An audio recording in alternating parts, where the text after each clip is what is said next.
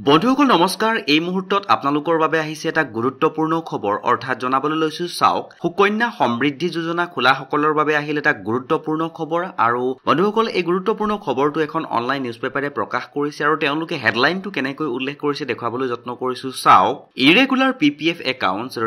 New rules from October 1 2024 for regularisation of 3 types of irregular public provident fund accounts তে বন্ধুসকল চাওক যিসকলে সুকন্যা সমৃদ্ধি যোজনা আঁচনি কৰিছে তেওঁলোকৰ বাবে এই খবৰটো এটা গুৰুত্বপূৰ্ণ খবৰ বুলি বিবেচিত কৰা হৈছে আৰু ইনফৰমেশনটোৰ সম্পূৰ্ণ সবিশেষ আপোনালোকক দেখাবলৈ যত্ন কৰিছো চাওক the department of economic affairs ministry of finance recently issued a guideline for regularisation of irregular public provident fund accounts of an in division of small savings scheme rules via post office guidelines have been issued for regularization of PPF accounts opened in the name of minors for multiple PPF accounts and relating to the extension. তে বন্ধুসকল ইতিমধ্যে আপোনালোকে গম পাইছে যে এই ইনফৰমেশনটোৰ পৰা বিত্ত মন্ত্ৰালয়ৰ আৰ্থিক পৰিক্ৰমা বিভাগে পোষ্ট অফিচৰ জৰিয়তে যিসমূহ স্মল সেভিংছ স্কিম আঁচনি খোলা হৈছিল আৰু সেই আঁচনিসমূহ খুলি নিয়মবোৰ যি উলংঘন কৰা হৈছিল তেওঁলোকৰ একাউণ্টৰ নিয়মীয়াকৰণৰ বাবে নিৰ্দেশ জাৰি কৰিছে আৰু এই নিৰ্দেশনাত যিসকল নাবালকৰ নামত খোলা হৈছিল পিপিএফ একাউণ্ট বা একাধিক পিপিএফ একাউণ্ট বা এইখিনি সময়ৰ কাৰণে তেওঁলোকৰ যিটো নিয়মীয়াকৰণ এই নিয়মীয়াকৰণৰ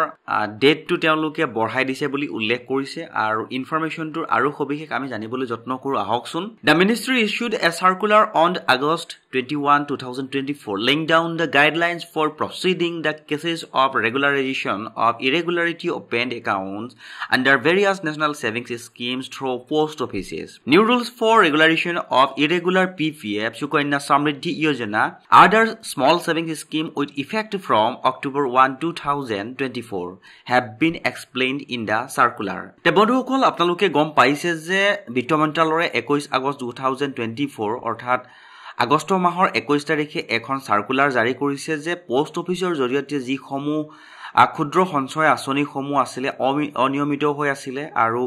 এইসমূহ নিয়মীয়াকৰণৰ বাবে নিৰ্দেশনা দিছে আৰু 1 অক্টোবৰ 2024 ৰ পৰা প্ৰযোজ্য হ'ব বুলি কৈছে তেওঁলোকৰ সেই অনিয়মীয়া আঁচনিসমূহ নিয়মীয়া কৰিব লাগিব পিপিএফ সুকন্যা সমৃদ্ধি আৰু অন্যান্য যিবিলাক স্মল স্কিম আঁচনি আছিল সেই স্কিম আঁচনিসমূহ